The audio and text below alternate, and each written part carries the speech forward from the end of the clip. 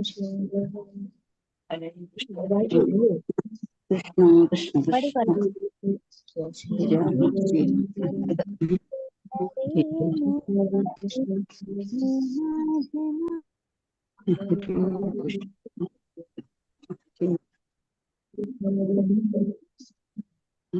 കൃഷ്ണ ഹരേ ഹരേ ഹരേ രാമ ഹരേ രാമ രാമ രാമ ഹരേ ഹരേ കൃഷ്ണ ഹരേ ഹരേ കൃഷ്ണ ഹരേ കൃഷ്ണ കൃഷ്ണ ഹരേ രാമ രാമ രാമ ഹരേ ഹരേ കൃഷ്ണ ഹരേ ഹരേ കൃഷ്ണ ഹരേ കൃഷ്ണ ഹരേ ഹരേ ഹരേ രാമ ഹരേ രാമ ഹരേ രാമ രാമ ഹരേ ഹരേ കൃഷ്ണ ഹരേ കൃഷ്ണ കൃഷ്ണ കൃഷ്ണ ഹരേ ഹരേ രാമ രാമ രാമ ഹരേ ഹരേ കൃഷ്ണ ഹരേ കൃഷ്ണ ഹരേ ഹരേ രാമ രാമ രാമ ഹരേ ഹരേ ഹരേ കൃഷ്ണ ഹരേ കൃഷ്ണ കൃഷ്ണ കൃഷ്ണ ഹരേ ഹരേ ഹരേ രാമ രാമ രാമ ഹരേ രാമ ഹരേ രാമ രാമ രാമ ഹരേ ഹരേ കൃഷ്ണ ഹരേ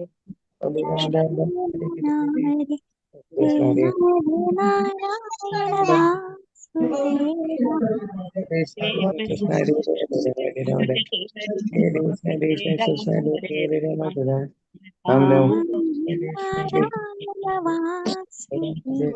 രാമ രാമ ഹരേ ഹരേ ഹരേ Krishna Hare ഹരേ Krishna, Hare Hare,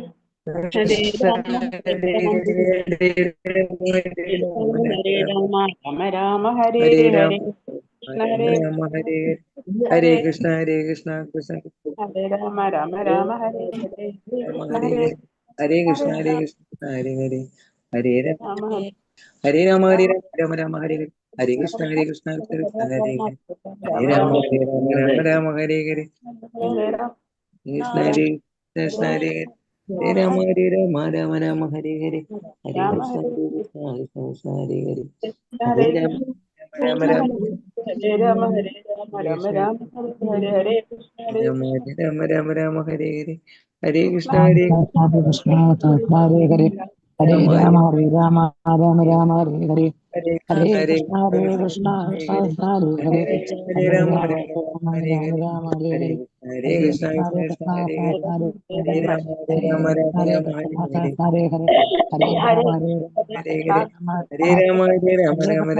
Krishna Krishna ഹരേ ഹരേ ഹരേ രാമ ഹരേ രാമ രാമ രാമ ഹരേ ഹരേ ഹരേ ഹരേ കൃഷ്ണ ഹരേ ഹരേ Krishna Hare ഹരേ Krishna Krishna, Krishna ഹരേ Krishna Krishna ഹരേ Hare Rama Hare, Hare Rama Hare Rama Rama Krishna, Hare ഹരേ ഹരേ Krishna, Krishna ഹരേ Hare Krishna Hare, ഹരേ Hare Krishna Krishna, Krishna Hare Hare, Hare Rama Hare Rama Rama Rama Hare ഹരേ ഹരേ കൃഷ്ണ ഹരേ കൃഷ്ണ കൃഷ്ണ ഹരേ ഹരേ ഹരേ രാമ ഹരേ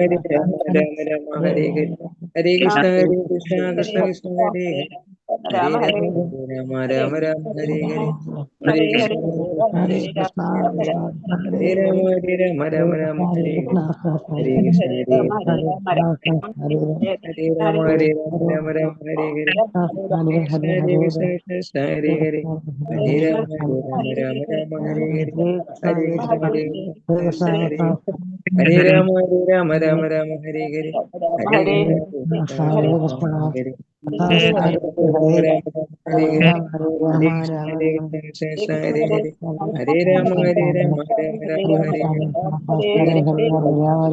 ഹരേ കൃഷ്ണ ഹരേ ഹരേ രാമ രാമ ഹരേ ഹരേ ഹരേ കൃഷ്ണ കൃഷ്ണ കൃഷ്ണ ഹരേ ഹരേ ഹരേ രാമ രാമ രാമ ഹരേ ഹരേ ഹരേ കൃഷ്ണ കൃഷ്ണ കൃഷ്ണ ഹരേ ഹരേ ഹരേ രാമ രാമ രാമ ഹരേ ഹരേ മാതാജി വരുന്നില്ലേ Mataji Hare Krishna, Hare Krishna, Krishna Hare Hare, Hare Rama, ഹരേ Hare Rama Rama Rama Hare ഹരേ Hare ഹരേ Hare, Krishna Hare ഹരേ Krishna, Krishna Hare ഹരേ Krishna, ഹരേ കൃഷ്ണ ഹരേ Krishna Krishna Hare ഹരേ Krishna, ഹരേ Hare Rama Hare, Hare Rama Rama Rama Rama ഹരേ Rama ഹരേ Hare Krishna Hare, Krishna Hare ഹരേ Krishna, ഹരേ Hare Krishna, ഹരേ Krishna Hare Hare, ഹരേ Hare ഹരേ Rama, Hare Rama, ഹരേ ഹരേ ഹരേ രാമ ഹരേ ഹരേ കൃഷ്ണ. രാമ രാമ ഹരേ ഹരേ ഹരേ Hare Krishna, Hare Krishna, Hare Krishna. കുറെ late ആയിട്ടുണ്ട്, 8 മിനിറ്റോളം വൈകി, sorry. ഹരേ കൃഷ്ണ. ഓം നമോ ഭഗവതേ വാസുദേവായ. ഓം നമോ ഭഗവതേ വാസുദേവായ. ഓം നമോ ഭഗവതേ വാസുദേവായ. ഓം അജ്ഞാനതിമിരാന്തസ്യ ജ്ഞാനാഞ്ജനാശലാകയാ ചക്ഷുരുന്മീലിതം യേന തസ്മൈ ശ്രീഗുരവേ നമഃ. നമോ വിഷ്ണുപാദായ കൃഷ്ണപ്രേഷ്ഠായ ഭൂതലേ ശ്രീമതേ ഭക്തിവേദാന്ത സ്വാമിനിധി നാമിനേ. നമസ്തേ സാരസ്വതേ ദേവേ ഗൗരവാണി പ്രചാരിണേ നിർവിശേഷ ശൂന്യവാദി പാശ്ചാത്യ ദേശധാരിണേ. ജയ ശ്രീ കൃഷ്ണ ചൈതന്യ പ്രഭു നിത്യാനന്ദ ശ്രീ അദ്വൈത ഗദാധര ശ്രീവാസാദി ഗൗര ഭക്തവൃന്ദ. ഹരേ കൃഷ്ണ കൃഷ്ണ കൃഷ്ണ ഹരേ ഹരേ ഹരേ രാമ രാമ രാമ ഹരേ ഹരേ. ഹരേ കൃഷ്ണ. ശ്രീ ശ്രീ രാധാ ഗോവിന്ദ ടെമ്പിൾ ഇസ്കോൺ മാംഗ്ലൂരിന്റെ ഭക്തിരസാമൃത സിന്ധു ക്ലാസ്സിലേക്ക് എല്ലാവർക്കും സ്വാഗതം. ഹരേ കൃഷ്ണ മാതാജി. പ്രണാമം മാതാജി. പ്രണാമം മാതാജി. എല്ലാവർക്കും പ്രണാമം. നമ്മളിന്ന് 14ാമത്തെ അധ്യായല്ലേ? 14 കഴിഞ്ഞു മാതാജി. 15 15ആണ്. 15 മാതാജി. ഞാൻ 14 ലൈവിൽ ഇട്ടത് കേട്ടോ. അപ്പൊ 15 ഇട്ടത്. 15 ഇട്ടു മാതാജി. ഇട്ടതല്ല, ഞാൻ ലൈവ് ഇട്ടത് 14 ചാപ്റ്റർ എന്ന് പറഞ്ഞിട്ടിരിക്കുന്നത്. പക്ഷെ അത് 15ാമത്തെ ആണെന്ന് കേട്ടോ. ഇന്നത്തെ ലൈവിൽ വന്നിരിക്കുന്ന ഹെഡ് വന്നിരിക്കുന്ന ചാപ്റ്റർ 14 ഞാൻ എഴുതിയത്. ഒരു സംശയം വന്നു അപ്പോഴും. പക്ഷെ അപ്പൊ നിങ്ങളത് 15 ഓർത്തോളൂ കേട്ടോ. 14 എടുത്തു കഴിഞ്ഞല്ലോ. ആ, ഞാൻ മറന്നു. അതാ പറഞ്ഞ. ചോദ്യോത്തരങ്ങൾ പറഞ്ഞിട്ടില്ല. 13ഉം 14ഉം ചോദ്യോത്തരങ്ങൾ പറഞ്ഞിട്ടില്ല. ക്വസ്റ്റ്യൻസ് മനസ്സിൽ പറഞ്ഞിട്ടില്ല ഗോവിന്ദാജി. ക്ലാസ് പോയിരുന്നു. ക്ലാസ് പറഞ്ഞു പോകുന്നു. 13ഉം 14ഉം തന്നിട്ടില്ല ക്വസ്റ്റ്യൻ ആൻസർ. 2 ക്ലാസ് ഇട്ടായിരുന്നല്ലോ മാതാജി. ഇട്ടായിരുന്നു. ക്വസ്റ്റ്യൻസ് ഒക്കെ ഇട്ടിട്ടുണ്ടായിരുന്നു. ക്വസ്റ്റ്യൻസ് ഇട്ടുണ്ട്. 13ഉം 14ഉം 15ഉം ഇട്ടിട്ടുണ്ട്. ക്വസ്റ്റ്യൻ ആൻസർ പറഞ്ഞില്ല. പക്ഷെ 13ഉം 14ഉം ക്വസ്റ്റ്യൻ ആൻസർ പറഞ്ഞിട്ടില്ല. 15ഉം വരെ കിട്ടിയിട്ടുണ്ട്. അതെ. ഇനി നമുക്ക് 15ാമത്തെ തീ എടുത്തിട്ട് നമുക്ക് ക്വസ്റ്റ്യൻ ആൻസർ. പക്ഷെ അതിൽ കുറച്ചല്ലേ ഉള്ളൂ. മാതാജി. 14 കുറച്ചുള്ളൂ. 14 കൂടുതലുണ്ടോ? 13 കൂടുതലുണ്ട്. അപ്പൊ അത് നോക്കിട്ട് തന്നെ പോവല്ലേ? 13-ലല്ല, 13 4 14 കൂടുതലുണ്ട്. 14 കൂടുതല്, 14 9 ഉണ്ട്. 4 ഉണ്ടായിരുന്നു. ഒരു കാര്യം ചെയ്യാ, കുറച്ചു നേരം ക്ലാസ് എടുത്തിട്ട് നമുക്കത് നോക്കാം. ക്ലാസ് എടുത്തിട്ട് നോക്കാം മാതാജി. അതാ നല്ലത്. ക്ലാസ് എടുത്തിട്ട് നോക്കാം മാതാജി.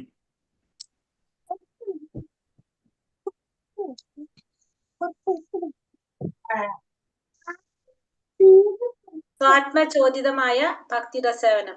സ്വാത്മചോദിതമായ ഭക്തിരസേവനം എന്ന് വെച്ചാല് ആരും പ്രേരിപ്പിക്കാതെ തന്നെ നമ്മുടെ ഉള്ളിൽ നിന്ന് നമുക്ക് സ്വയം തോന്നുന്ന ഭക്തിരസേവനം. അതാണ് സ്വാത്മചോദിതമായിട്ടുള്ള ഭക്തിരസേവനം. ആരും അറിയാതെ നമുക്ക് സ്വന്തമായിട്ട് തോന്നാന്ന് പറയില്ലേ, നമ്മുടെ ഉള്ളിൽ നിന്ന് നമുക്ക് തട്ടി തോന്നുന്നത്.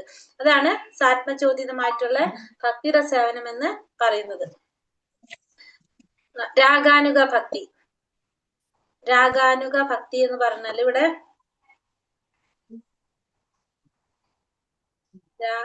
വൃന്ദാവനത്തിൽ കൃഷ്ണന്റെ ഉറ്റ സുഹൃത്തുക്കളിലാണ് സ്വാത്മചോദിതമായ ഭക്തിരസേവനത്തിന് ഉത്തമ ഉദാഹരണം കാണപ്പെടുന്നത്. അവർക്ക് കൃഷ്ണനുമായിട്ടുള്ള ഈ ബന്ധത്തിന് സ്വാത്മചോദിതമായിട്ടുള്ള, അതായത് രാഗാനുഗം എന്ന് പറയും.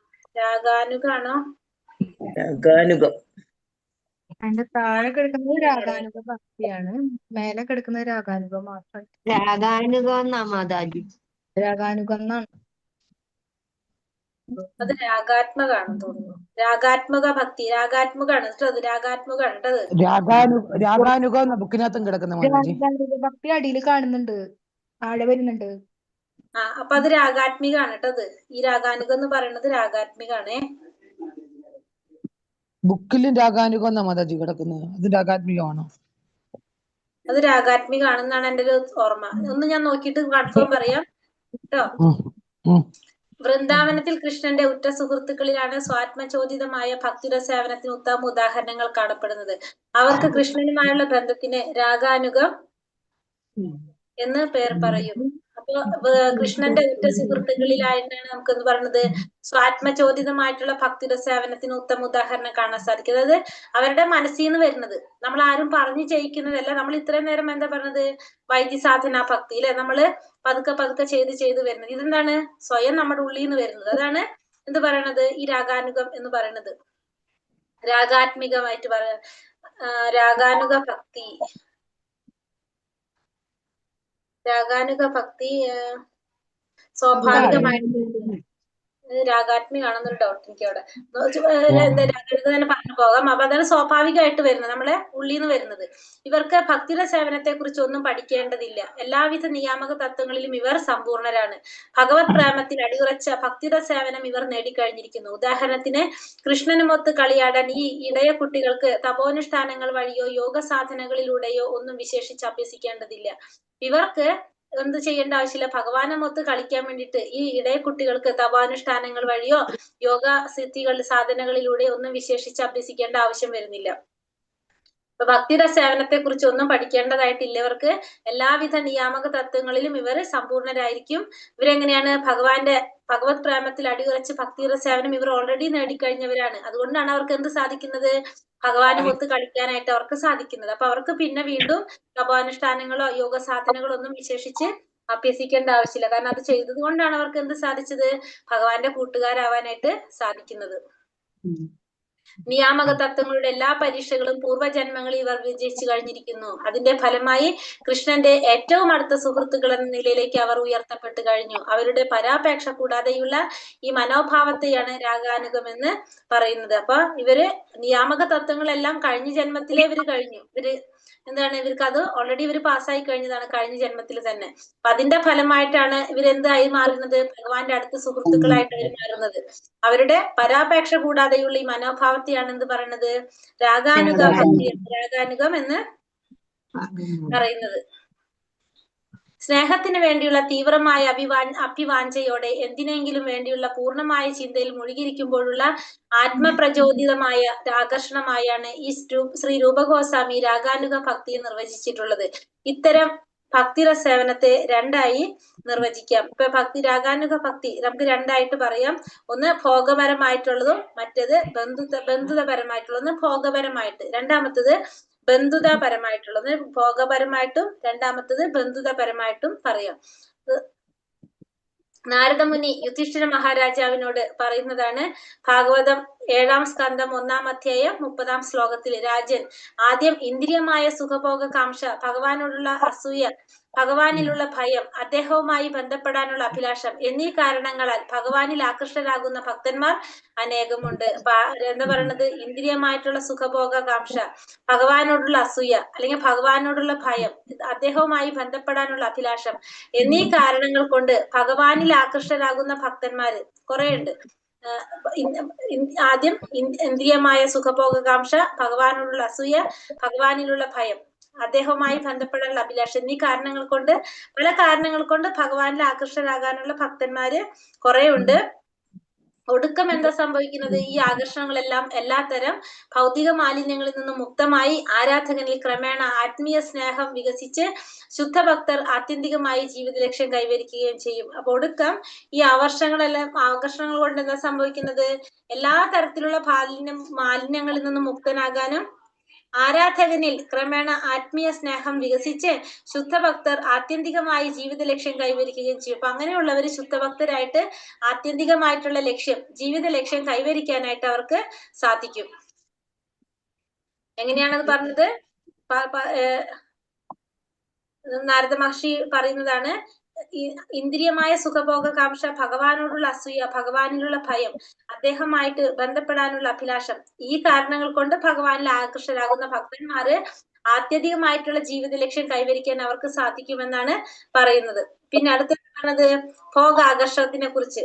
ഒന്നാമത്തത് ഇത് നമ്മൾ 2 പോയിന്റാ പറഞ്ഞതിൽ, ഒന്ന് ഭോഗപരമായിട്ടുള്ള ആകർഷണം, ഭോഗപരമായിട്ടുള്ളതും രണ്ടാമത്തത് ബന്ധുത്വപരമായിട്ടുള്ളതും.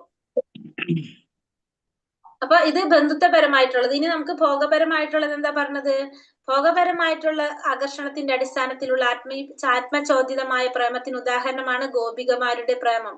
ഗോപികമാർ യുവതികളാണ്. കൃഷ്ണൻ ബാലനും. ഉപരിതലത്തിൽ ഇവർ തമ്മിലുള്ള സ്നേഹം ലൈംഗികമാണെന്ന് തോന്നാം. കംസൻ കൃഷ്ണനിൽ ആകൃഷ്ടനായത് ഭയം കൊണ്ടാണ്. സഹോദരിയായ ദേവകിയുടെ പുത്രൻ തന്നെ വധിക്കുമെന്ന് അശരീരിയുണ്ടായതിനാൽ കംസൻ കൃഷ്ണനെ ഭയപ്പെട്ടിരുന്നു.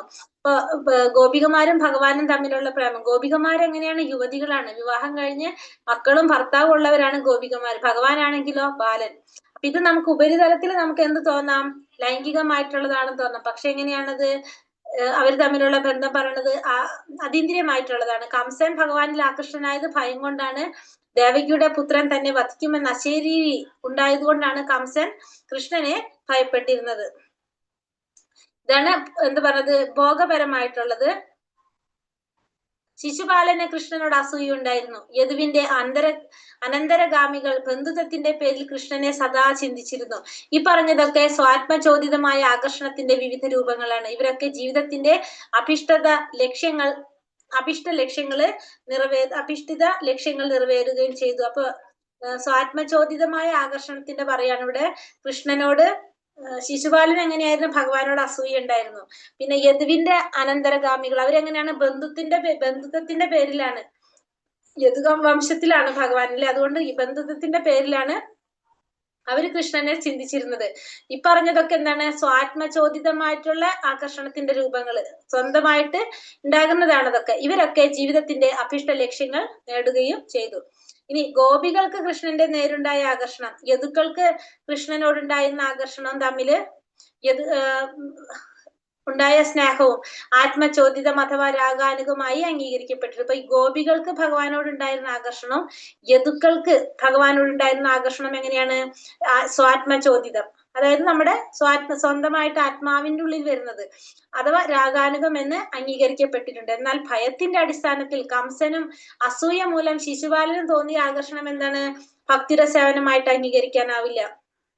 ഇവർക്കൊക്കെ ഉണ്ടായിരുന്ന എന്താണ്, ഭക്തിരസേവനമാണ്. അവർക്കൊക്കെ ഭഗവാനോട് ഉണ്ടായിരുന്ന ആകർഷണം എന്ന് പറയുന്നത്, ഭഗവാനോടുള്ള നമ്മൾ പറയുന്നില്ലേ എന്താണ്, അനുകൂലേന കൃഷ്ണാനുശീലനം ഭക്തിരുത്തമ, അതായത് ഭഗവാൻ അനുകൂലമായിട്ടാണ് അവരൊക്കെ ഭഗവാന് എന്ത് ചെയ്യാണ്, ഭക്തിരസേവനം ചെയ്യാൻ ആഗ്രഹിച്ചവരാണ്. അതിനൊക്കെ അംഗീകരിക്കപ്പെട്ടിട്ടുള്ളത്. പക്ഷെ ഭയത്തിന്റെ അടിസ്ഥാനത്തിൽ കംസനും അസൂയ കൊണ്ട് ശിശുപാലനും തോന്നിയ ആകർഷണം എങ്ങനെയാണ്, അംഗീകരിക്കാൻ സാധിക്കാത്തതാണ്. കാരണം അതിന് എന്താണ്, അനുകൂലമായിട്ടല്ല, ഭഗവാന് പ്രതികൂലമായിട്ടാണ്. അവരുടെ മനോഭാവം അനുകൂലമല്ല. അനുകൂലമായ മനോഭാവത്തിൽ മാത്രമേ ഭക്തി സേവനം നടത്താനാവൂ. അപ്പൊ ഭക്തിയുടെ സേവനം നടത്തണമെങ്കിൽ എങ്ങനെയായിരിക്കണം, അനുകൂലമായൊരു മനോഭാവത്തിലായിരിക്കണം ഭക്തിയുടെ സേവനം നടത്തേണ്ടത്. ഇവിടെ പ്രതികൂലമായിട്ടാണ് ആരൊക്കെ, കംസനും ശിശുപാലനും പ്രതികൂലമായിട്ടാണ് ഭഗവാനെ കുറിച്ച് ചിന്തിച്ചിരുന്നത്. പക്ഷെ എങ്ങനെയാണ്, അത് പ്രതികൂലമായിട്ടായിരുന്നു ചിന്തിച്ചിരുന്നത്. അനുകൂലമായ മനോഭാവത്തിൽ മാത്രമേ ഭക്തിയുടെ സേവനം നടത്താനാവൂ. അതിനാൽ രൂപഗോസ്വാമിയുടെ അഭിപ്രായത്തിൽ ഇത്തരം ആകർഷണങ്ങൾ ഭക്തിയുടെ സേവനത്തിൻ്റെതാണെന്ന് കരുതാൻ വയ്യ. യദുക്കളുടെ വാത്സല്യവും അദ്ദേഹം അപഗ്രഥിക്കുന്നുണ്ട്. സൗഹൃദത്തിന്റെ വിധാനത്തിലാണെങ്കിൽ അത് സ്വാത്മചോദിതമായ സ്നേഹമാണ്. നിയാമക തത്വങ്ങളുടെ വിധാനത്തിലാണെങ്കിൽ സ്നേഹമാണെന്ന് പറഞ്ഞുകൂടാ. ഇവിടെ യദുക്കളുടെ വാത്സല്യം ആകർഷണങ്ങൾ ഭക്തിയുടെ സേവനത്തിൻ്റെതാണെന്ന് കരുതാൻ വയ്യ. കാരണം യദുക്കളുടെ വാത്സല്യം അദ്ദേഹം അപഗ്രഥിക്കുന്നുണ്ട്. സൗഹൃദത്തിന്റെ വിധാനത്തിലാണെങ്കിൽ അത് സ്വാത്മചോദിതമായിട്ടുള്ള സ്നേഹമാണ്. നിയാമക തത്വങ്ങളുടെ വിധാനത്തിലാണെങ്കിൽ അത് സ്നേഹമാണെന്ന് പറയാനും പറ്റില്ല. സ്വാത്മചോദിതമായിട്ടുള്ളതാണ് എന്ത്, സൗഹൃദത്തിന്റെ. പക്ഷെ നിയാമക തത്വങ്ങളുടെ വിധാനത്തിലാണെങ്കിൽ, അതായത് നിയാമക തത്വങ്ങൾ 64 തത്വങ്ങൾ അല്ലെ, അതിന്റെ വിധാനത്തിലാണെങ്കിൽ നമുക്ക് അതിനെ സ്നേഹമാണെന്ന് പറയാൻ സാധിക്കില്ല. അതെങ്ങനെയാണ്, നമ്മൾ ഇപ്പൊ നേരത്തെ പറഞ്ഞ സ്വാത്മചോദ്യത്തിന് വരുന്നതല്ല. അതെങ്ങനെയാണ്, തന്നെത്താനെ വരുന്നതല്ല, അത് പതുക്കെ നമ്മൾ ഉണ്ടാക്കിയെടുക്കുന്നതാണ്, വൈദ്യസാധനയിൽ വരുന്നതാണ്. അത് ഗോപികളും കംസനും ഒരേ ലക്ഷ്യം നേടിയെന്ന് പറയുന്നത് മനസ്സിലാക്കാൻ അല്പം ബുദ്ധിമുട്ടാകും. കംസന്റെയും ശിശുപാലന്റെയും മനോഭാവങ്ങൾ ഗോപികളുടെ മനോഭാവത്തിൽ നിന്ന് ഭിന്നമായിരുന്നതിനാൽ ഇക്കാര്യം വ്യക്തമായി മനസ്സിലാക്കേണ്ടതുണ്ട്. ഇതിലെല്ലാം ഭഗവാനാണ് കേന്ദ്രബിന്ദു. അപ്പൊ ഗോപികളുടെയും കംസന്റെയും ലക്ഷ്യം ഒരേ ലക്ഷ്യം നേടിയെന്ന് പറഞ്ഞ് നമുക്ക് മനസ്സിലാക്കാനായിട്ട് ബുദ്ധിമുട്ടാണ്. കാരണം എന്താണ്, ഗോപികൾ എങ്ങനെയാണ്, അനുകൂലമായിട്ട് ഭഗവത് സേവനം ചെയ്തവരാണ്. കംസൻ പ്രതികൂലമായിട്ട് ഭഗവത് സേവനം ചെയ്തവരാണ്. അപ്പൊ എങ്ങനെയാണ് രണ്ടും ഒരേപോലെ ലക്ഷ്യം നേടാൻ സാധിക്കുന്നത്? കംസന്റെയും ശിശുപാലന്റെയും മനോഭാവങ്ങള് ഗോപികളുടെ മനോഭാവത്തിൽ നിന്നും വ്യത്യാസമായിരിക്കുന്നത് കൊണ്ട് ഇക്കാര്യം വ്യക്തമായി മനസ്സിലാക്കേണ്ടതുണ്ട്. ഇതിലെല്ലാം ഭഗവാനാണ് കേന്ദ്രബിന്ദു. അപ്പൊ നമ്മളത് കറക്റ്റ് ആയിട്ട് മനസ്സിലാക്കേണ്ട കാര്യമാണ്. ഗോപികളും കംസനും ഒരേ ലക്ഷ്യം നേടിയെന്ന് പറയുമ്പോൾ, കാരണം ഗോപികള് അനുകൂലമായിട്ട് ഭഗവത് സേവനം ചെയ്തവരാണ്. കംസൻ പ്രതികൂലമായിട്ട് ഭഗവാനെ സ്മരിച്ചൊരു വ്യക്തിയാണ്. എല്ലാ ഭക്തരും ആത്മീയ ലോകത്തിലേക്ക് ഉയർത്തപ്പെട്ടവരുമാണ്. എന്നാലും ഈ രണ്ട് വിഭാഗം ആൾക്കാരും തമ്മിൽ വ്യത്യാസമുണ്ട്. അപ്പൊ എല്ലാവരും എങ്ങോട്ട് പോയി? ആത്മീയ ലോകത്തിലേക്ക് പോയി. കംസനായാലും ശിശുപാലനായാലും ഭഗവാന്റെ കൈകൊണ്ടാണ് ഇവരൊക്കെ മരണപ്പെട്ടതുകൊണ്ട് ഇവർക്കൊക്കെ എവിടേക്ക് പോകാൻ പറ്റി? ആത്മീയ ലോകത്തിലേക്ക് പോകാൻ പറ്റി. പക്ഷെ രണ്ടും തമ്മിൽ വ്യത്യാസമുണ്ട്. അതെന്താണ്? ബ്രഹ്മവും പരമാത്മാവും ഭഗവാനും ഒന്ന് തന്നെയാണെങ്കിലും കംസനെയും ശിശുപാലനെയും പോലുള്ള ഭക്തന്മാർക്ക് പരമാത്മാവിനെയോ ഭഗവാനെ സാക്ഷാത്കരിക്കാനാവില്ല. ബ്രഹ്മദീപ്തി വരെയേ അവർക്ക് പ്രാപിക്കാനാകൂ. അതാണ് വ്യതിരേകം. അപ്പോ ബ്രഹ്മം, പരമാത്മാ, ഭഗവാൻ ഇത് ഒന്ന് തന്നെയാണെങ്കിലും കംസനും ശിശുപാലനും എന്ത് സാധിക്കില്ല? പരമാത്മാവിനെ അല്ലെങ്കിൽ ഭക്തനെ, ശിശുപാലനെ പോലുള്ള ഭക്തന്മാർക്ക് പരമാത്മാവിനെയോ അല്ലെങ്കിൽ ഭഗവാനെയോ സാക്ഷാത്കരിക്കാനായിട്ട് സാധിക്കില്ല. ബ്രഹ്മദീപ്തി വരെ മാത്രമേ അവർക്ക് പ്രാപിക്കാനാകൂ. അതാണ് വ്യത്യാസം പറയുന്നത്. അപ്പൊ ബ്രഹ്മദീപ്തി വരെ ആർക്ക് പോകാൻ സാധിക്കുള്ളൂ? അത് ബ്രഹ്മജ്യോതി വരെ ആർക്ക് പോകാൻ സാധിക്കുള്ളൂ? കംസനും ശിശുപാലനും, അതായത് ഭഗവാന് പ്രതികൂലമായിട്ട് ഭഗവാനെ സ്മരിച്ചവര്, അവർക്ക് എവിടം വരെ പോകാൻ പറ്റുള്ളൂ? ബ്രഹ്മജ്യോതി വരെ. പക്ഷെ ഗോപികമാർക്കും ഭക്തന്മാർക്കും എവിടേക്ക് പോകാൻ സാധിക്കും? ഭഗവാനെ സാക്ഷാത്കരിക്കാൻ സാധിക്കും, പരമാത്മാവിനെ സാക്ഷാത്കരിക്കാൻ സാധിക്കും. കംസനും ശിശുപാലനും എവിടേക്കാ പോകുന്നത്? ബ്രഹ്മജ്യോതിയിലേക്ക്. അതാണ് ഭക്തന്മാര് എവിടെ ഭഗവാനെ സാക്ഷാത്കരിക്കും. പക്ഷെ ഇത്തരത്തിലുള്ളവർ എവിടേക്കാ പോകാം? ബ്രഹ്മജ്യോതി വരെ അവർക്ക് പോകാനായിട്ട് സാധിക്കുള്ളൂ.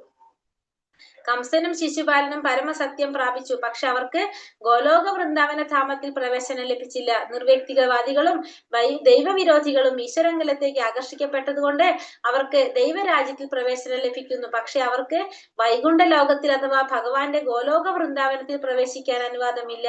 രാജ്യത്തിൽ പ്രവേശിക്കുന്നതും രാജകൊട്ടാരത്തിൽ കടക്കുന്നതും രണ്ടാണ്. അപ്പൊ അവർക്ക് എവിടേക്ക് വരെ എത്താൻ സാധിക്കുന്നുള്ളൂ? ഭഗവാന്റെ ബ്രഹ്മജ്യോതി വരെ എത്താനായിട്ട് സാധിക്കുന്നുള്ളൂ. അവർക്ക് ഒരിക്കലും എവിടേക്ക് പോകാൻ പറ്റില്ല? ഗോലോക വൃന്ദാവനത്തിലോ വൈകുണ്ഠ ലോകത്തിലോ അവർക്ക് പ്രവേശനം ലഭിക്കുന്നില്ല.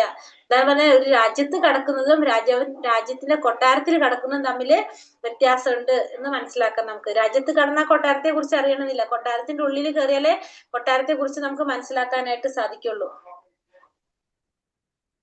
നിർവ്യക്തികവാദികളുടെയും വ്യക്തിവാദികളുടെയും നേട്ടങ്ങൾ. ഇനി വ്യക്തിവാദികളും നിർവ്യക്തികവാദികളും അവരുടെ നേട്ടങ്ങൾ.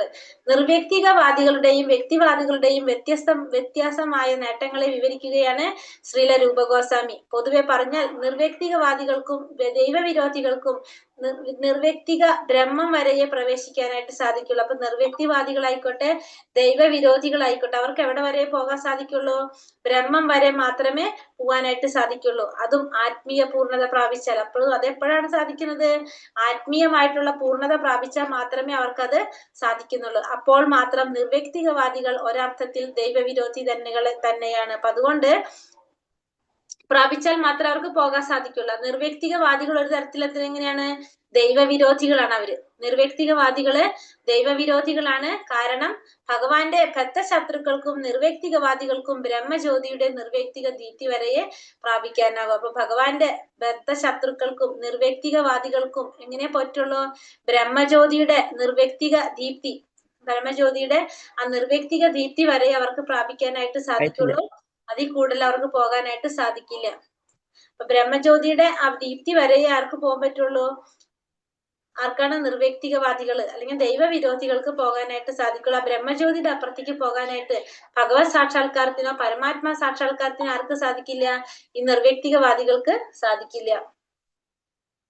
അപ്പോൾ അവരിരുവരും ഒരേ വിഭാഗത്തിൽ പെടുന്നു. അപ്പൊ അതുകൊണ്ട് തന്നെ ഈ നിർവ്യക്തികവാദികളും പിന്നെ അതുപോലെ തന്നെ പിന്നെ ആരാണ് രണ്ടാമത്തെ കൂട്ടര്? ആരാണ്? നിർവ്യക്തികവാദികളും ഭഗവാന്റെ ഒരേ വിഭാഗത്തിൽപ്പെടും. ഭഗവാന്റെ ശത്രുക്കളും നിർവ്യക്തികവാദികളും എങ്ങനെയാണ്? ഒരേപോലെ. അപ്പൊ നമ്മളിപ്പോ ഭഗവാനെ വ്യക്തി രൂപത്തിലല്ല ആരാധിക്കുന്നത്. നിർവ്യക്തികവാദിയാണെങ്കിൽ നമ്മള് ആരാണ്? ഭഗവാന്റെ ശത്രുവാണ്. അപ്പോൾ അവരിരും ഒരേ വിഭാഗത്തിൽ പെടുന്നു. ഭഗവാന്റെ അനന്യമായ സർവൈശ്വര്യങ്ങളുടെ നേരെ അസഹിഷ്ണുത പുലർത്തുന്നവരാകിയാൽ നിർവ്യക്തികവാദികൾ ഈശ്വര വിരോധികളാണ്. ഭഗവാന് തുല്യമാണ് ഞങ്ങൾ എന്നവർ നടിക്കുന്നു. അസൂയയാണിതിന് കാരണം. നിർവ്യക്തികവാദികൾ ദൈവവിരോധികളാണെന്ന് ചൈതന്യ മഹാപ്രഭു പ്രഖ്യാപിച്ചിട്ടുണ്ട്.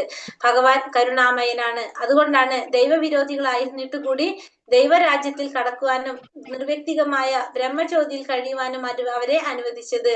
അപ്പൊ ഭഗവാന്റെ അനന്യമായ സർവൈശ്വര്യങ്ങളുടെ നേരെ അസഹിഷ്ണുത പുലർത്തുന്നത് അതുകൊണ്ട് തന്നെ നിർവ്യക്തികവാദികൾ ഈശ്വര വിരോധികളാണ്. അപ്പൊ ഭഗവാന്റെ സർവൈശ്വര്യങ്ങളുടെ നേരെ അസഹിഷ്ണുത, അവർക്ക് എന്തില്ല, അതിനോട് താല്പര്യമില്ലല്ലോ. കാരണം ഭഗവാന്റെ ആ വ്യക്തി രൂപത്തിന് അവർ ആരാധിക്കുന്നില്ല, അവര് ഭക്തിരൂപം ഉണ്ടെന്ന് പോലും ചിന്തിക്കുന്നില്ല. അതുകൊണ്ട് തന്നെ അവരെങ്ങനെയാണ്? ഈശ്വര വിരോധികളാണ്. ഭഗവാന് തുല്യരാണ് ഞങ്ങൾ എന്ന് അവർ നടിക്കുന്നത്. അവരുടെ വിചാരം എന്താണ്? അവര് ഭഗവാന് തുല്യരാണെന്നാണ് അവര് ധരിക്കുന്നത്. അതിന് കാരണം അവർക്ക് അസൂയ. നിർവ്യക്തികവാദികൾ ദൈവവിരോധികളാണെന്ന് ചൈതന്യ മഹാപ്രഭു പ്രഖ്യാപിച്ചിട്ടുണ്ട്. അപ്പൊ ഈ നിർവ്യക്തികവാദികൾ എന്ന് പറയുന്നത് ആര് തന്നെയാണ്? ദൈവവിരോധികൾ തന്നെയാണ്. ഭഗവാൻ കരുണാമയനാണ്. അതുകൊണ്ടാണ് ദൈവവിരോധികളായിരുന്നിട്ട് കൂടി ദൈവ രാജ്യത്തിൽ കടക്കാനും നിർവ്യക്തികമായ ബ്രഹ്മജ്യോതിയിൽ കഴിയാനും അവരെ അനുവദിച്ചത്. അപ്പൊ ഭഗവാൻ കാരുണ്യവാനായതുകൊണ്ടാണ് ദൈവവിരോധികളായിട്ടും അവർക്ക് ഈ ദൈവരാജ്യത്തിൽ കടക്കാനും നിർവ്യക്തികമായിട്ടുള്ള ആ ബ്രഹ്മജ്യോതിയിൽ കഴിയാനും അവർ അനുവദിച്ചത്. എന്തുകൊണ്ടാണ്? ഭഗവാൻ ദൈവവിരോധി ആയതുകൊണ്ടാണ് ദൈവരാജ്യത്തിൽ കടക്കാനും നിർവ്യക്തികമായ ബ്രഹ്മജ്യോതിയിൽ കഴിയാനും അവരെ അനുവദിച്ചത്. കാരണം ഭഗവാൻ ആരാണ്? കരുണാമയനാണ്. അതുകൊണ്ടാണ് ദൈവവിരോധികളായിരുന്നിട്ട് കൂടി അവർക്ക് ഈ ദൈവരാജ്യത്തിൽ കടക്കാനും നിർവ്യക്തികമായ ബ്രഹ്മജ്യോതിയിൽ കഴിയാനും അവരെ അനുവദിച്ചത്. ഭഗവാന്റെ കാരുണ്യം കൊണ്ടാണ് ഈ ദൈവവിരോധികളെയും ഇവിടേക്ക് കടക്കാനായിട്ട് സമ്മതിച്ചത്. ചിലപ്പോൾ നിർവ്യക്തികവാദി ക്രമേണ ഭഗവാനെ കുറിച്ചുള്ള വ്യക്തി സങ്കല്പത്തിലേക്ക് സ്വയം ഉയർത്തപ്പെട്ടു എന്ന് വരാം. ഭഗവത്ഗീത എങ്ങനെ പറയുന്നു? അനേകം ജനന മരണങ്ങൾക്ക് ശേഷം ജ്ഞാനിയായി തീരുന്നവൻ എന്നിൽ സ്വാത്മാർപ്പണം നടത്തുന്നു. ഇതിന്റെ ഫലമായി നിർവ്യക്തികവാദി വൈകുണ്ഠ ലോകത്തിലേക്ക് ഉയർത്തപ്പെടും. അവിടെ അർപ്പിതാത്മാവെന്ന നിലയിൽ അയാൾ ഭഗവത് സാരൂപ്യം പ്രാപിക്കുന്നു. നിർവ്യക്തികവാദി ക്രമേണ എന്താണ്? ഭഗവാനെ കുറിച്ചുള്ള വ്യക്തി സങ്കല്പത്തിലേക്ക് സ്വയം പെട്ടെന്ന് വരാനായിട്ട് സാധ്യതയുണ്ട്. അപ്പൊ ഭഗവത്ഗീതയിൽ പറയുന്നുണ്ട്, അനേകം ജനന മരണങ്ങൾക്ക് ശേഷമാണ് എന്ത്? ജ്ഞാനി ആരായിട്ട് തീർന്നത്? ജ്ഞാനിയായിട്ട് തീർന്നവൻ സ്വാത്മാർപ്പണം നടത്തും. ഇതിന്റെ ഫലമായിട്ട് നിർവ്യക്തികവാദി എവിടേക്ക് ഉയർത്തപ്പെടാം? വൈകുണ്ഠ ലോകത്തിലേക്ക് ഉയർത്തപ്പെടാം. അവിടെ അർപ്പിതാത്മാവെന്ന നില അയാൾക്ക് എവിടേക്ക് എന്ത് ചെയ്യാൻ സാധിക്കും? ഭഗവാന്റെ രൂപം അവർക്ക് കിട്ടും. ബ്രഹ്മാണ്ഡ പുരാണത്തിൽ ഇങ്ങനെ പറയുന്നു: ഭൗതിക മാലിന്യങ്ങളിൽ നിന്നും മുക്തി നേടിയവരും ഭഗവാനാൽ ഹനിക്കപ്പെട്ട അസുരന്മാരും ജീവിതത്തിന്റെ ബ്രഹ്മസങ്കല്പത്തിൽ ലയിക്കുകയും ബ്രഹ്മജ്യോതിയുടെ ആത്മീയ ആകാശത്തിൽ കഴിയുകയും ചെയ്യുന്നു. അപ്പൊ ബ്രഹ്മാണ്ഡ പുരാണത്തിൽ പറയുന്നത് ഭൗതികമായ മാലിന്യങ്ങളിൽ നിന്നും മുക്തി നേടിയിട്ടുള്ളവരും ഭഗവാനാൽ ഹനിക്കപ്പെട്ട അസുരന്മാരും എങ്ങനെയാണ്? അവര് ബ്രഹ്മത്തിൽ തന്നെയാണ് പോകുന്നത്. ബ്രഹ്മജ്യോതിയുടെ ആത്മാവിന്റെ ആകാശത്തിൽ കഴിയുക. അതായത് ഭഗവാനാൽ ഹനിക്കപ്പെട്ടവരും ഭൗതിക മാലിന്യങ്ങളിൽ നിന്നും മുക്തി നേടിയവരും എങ്ങോട്ട് തന്നെ പോകുന്നത്? ഭഗവാന്റെ ബ്രഹ്മത്തിലേക്ക് തന്നെയാണ് അവരും ലയിക്കുന്നത്. ആത്മീയ ആകാശം ഭൗതിക ആകാശത്തിന് പുറത്താണ്. ഭൗതിക ആകാശത്തിന് പുറത്ത് നിത്യമായ ഒരു ആകാശമുണ്ടെന്ന്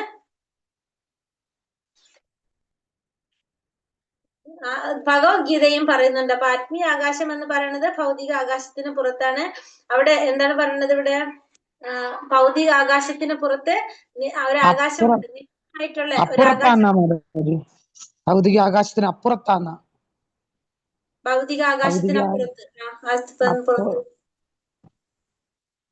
ഭൗതിക ആകാശത്തിന്റെ പുറത്ത്, അതായത് അപ്പുറത്ത്. എന്തെങ്കിലും മിസ്റ്റേക്ക് ഉണ്ടോ പറഞ്ഞതില്? ഇല്ല മാതാജി. ഓക്കെ. ഭൗതിക ആകാശത്തിന്റെ പുറത്ത്, അതായത് അപ്പുറത്താണ് ഏത്? ആത്മീയമായ ആകാശം ഉള്ളത്. ആ ഭൗതിക ആകാശത്തിന് പുറത്ത് നിത്യമായ ഒരു ആകാശമുണ്ടെന്ന് എന്തിലും പറയുന്നുണ്ട്? ഭഗവത്ഗീതയും പറയുന്നുണ്ട്. ഭഗവാന്റെ ശത്രുക്കൾക്കും നിർവ്യക്തികവാദികൾക്കും ഈ ബ്രഹ്മദീപ്തിയിൽ കടക്കാൻ അനുവാദമുണ്ട്. ഇപ്പോ ഭഗവാന്റെ ശത്രുക്കൾക്കും നിർവ്യക്തികവാദികൾക്കും എവിടേക്ക് കടക്കാൻ സാധിക്കും? ഈ ബ്രഹ്മജ്യോതിയിലേക്ക് കടക്കാനായിട്ട് സാധിക്കും. അതേസമയം കൃഷ്ണ ഭക്തന്മാർക്ക് അതിന്റെ അപ്പുറത്തുള്ള ആത്മീയ ലോകങ്ങളിലേക്ക് പ്രവേശിക്കാനായിട്ട് സാധിക്കും. അവർ ഭഗവാന്റെ നേരെയുള്ള സ്വാത്മചോദിതമായ സ്നേഹം വളർത്തിയെടുത്തിരിക്കുന്നതാണ് ഇതിന് കാരണം. അവിടെ അവർ ഭഗവാനോടൊത്ത് ആത്മീയമായ പരമാനന്ദം അനുഭവിക്കുന്നു. അപ്പൊ ഈ ആത്മീയ ലോകം വരെ പ്രവേശിക്കാൻ ആർക്ക് സാധിക്കും? ഈ ബ്രഹ്മജ്യോതി വരെ പ്രവേശിക്കാനാണ് ആർക്ക് സാധിക്കുന്നത്? ഭഗവാന്റെ ശത്രുക്കൾക്കും നിർവ്യക്തികവാദികൾക്കും സാധിക്കുന്നത്. അതേസമയം ഭഗവാന്റെ ഭക്തന്മാർക്കോ അതിനപ്പുറത്തുള്ള ആത്മീയ ലോകങ്ങളിലേക്ക് പ്രവേശിക്കാനായിട്ട് സാധിക്കും. അവർ ഭഗവാന്റെ നേരെയുള്ള സ്വാത്മചോദിതമായ സ്നേഹം വളർത്തിയെടുത്തിരിക്കുന്നതാണ് ഇതിന് കാരണം. അതുകൊണ്ടാണ് അവർക്കത് സാധിക്കുന്നത്. അവര് ഭഗവാന്റെ നേരെ ആ സ്വാത്മചോദിതമായിട്ടുള്ള സ്നേഹം വളർത്തിയെടുക്കുന്നത് കൊണ്ടാണ് അവർക്കത് സാധിക്കുന്നത്.